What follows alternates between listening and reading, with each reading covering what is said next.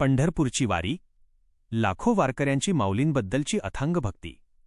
या वारीत चालताना हजारो वारकऱ्यांचा थकवा एका क्षणात दूर करणारा आणि अंगावर रोमांच उभा करणारा एक सोहळा असतो, तो म्हणजे रिंगण सोहळा.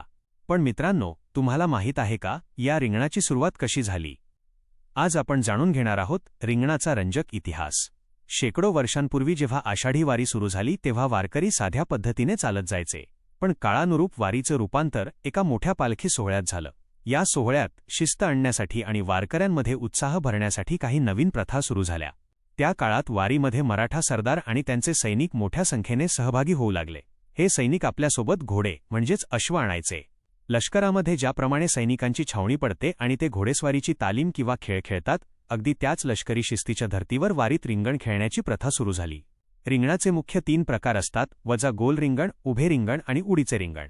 यात सर्वात महत्त्वाचा असतो तो म्हणजे मानाचा अश्व. अशी श्रद्धा आहे की वारीतील या अश्वावर साक्षात संत अदृश्य रूपात विराजमान असतात. जेव्हा हा अश्व मैदानातील हजारो वारकऱ्यांच्या गर्दीतून सुसाट वेगाने धावतो तेव्हा ज्ञानोबा तुकाराम या जयघोषाने संपूर्ण आकाश दुमदुमून जातं. आश्चर्याची गोष्ट म्हणजे एवढ्या प्रचंड गर्दीतही हा अश्व कधीच कोणाला धडकत नाही.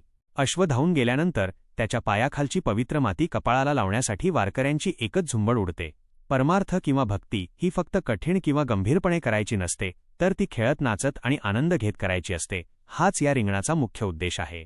विठ्ठलाच्या भेटीची ही ओढ आणि रिंगणाचा हा थरार खरोखरच अद्भुत आहे. तुम्हाला ही माहिती कशी वाटली कमेंट करून नक्की सांगा. व्हिडिओ आवडला असेल तर लाईक आणि शेअर करायला विसरू नका. रामकृष्ण हरी.